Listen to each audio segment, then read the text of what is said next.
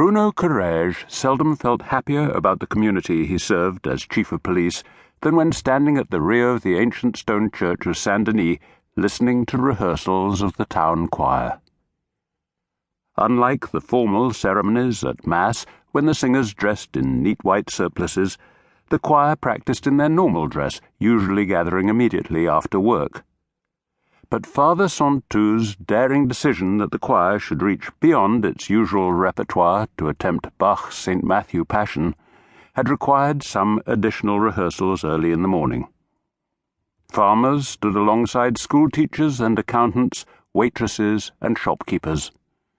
These were people Bruno knew, wearing clothes he recognized and usually singing hymns that were familiar, perhaps the only memory of his church orphanage that still gave him pleasure. On this Saturday morning, 2 weeks before Easter, the 24 choristers were mostly in casual clothes, and the front pews of the church were filled with coats and shopping baskets they would take to the town's market, about to get underway in the street outside. As he entered the 12th century church, Bruno heard the first notes that led into the chorus of "Behold him as a lamb." The noises of the street seemed to ebb away behind him as Florence's pure soprano voice filled the nave.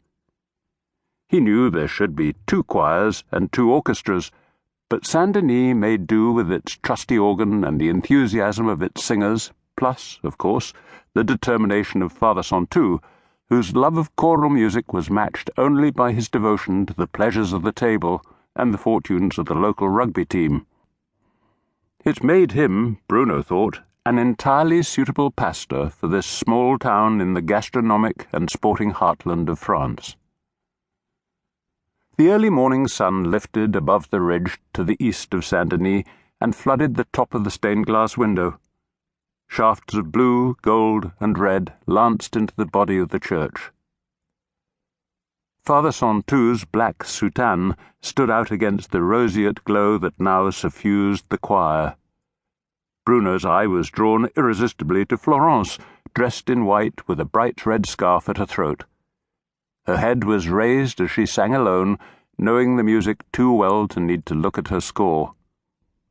Her fair hair was lit by the sunlight into something almost like a halo. It had been one of his better moves, Bruno thought, to have found Florence the job of science teacher at the local collège. The post brought with it a subsidized apartment on the collège grounds, more than big enough for a divorced young woman and her infant twins. She was a fine addition to the life of the town, and particularly to the choir.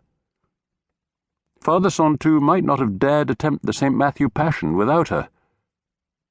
For the first time she seemed to notice Bruno standing in the nave. Her face softened into a smile, and she nodded to acknowledge his presence. Other choristers raised their hands in greeting. Bruno felt the familiar trembling at his waist as his mobile phone began to vibrate. Reluctantly, he slipped outside to take the call. "Bruno, it's Marie," he heard. She ran the Hôtel de la Gare beside the railway station, now unmanned to cut costs on rural lines in order to finance the massive investment in high-speed trains. "I've been asked to pass on a message. Julien Devenant says there's a naked woman in a boat drifting down the river. He says he saw her from the railway bridge as he walked along the line."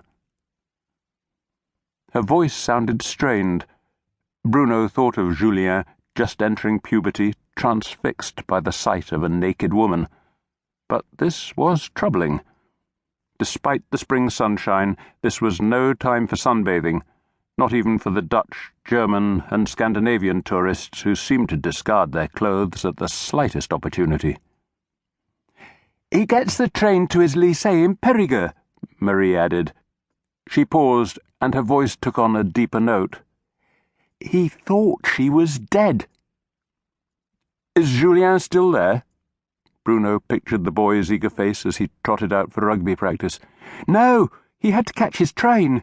He would have called himself, but his dad had confiscated his phone." There would be a story behind that, Bruno thought. to keep listening to this audiobook. I've left you a link in the description so you can do it, at no cost thanks to Audible's 30-day free trial.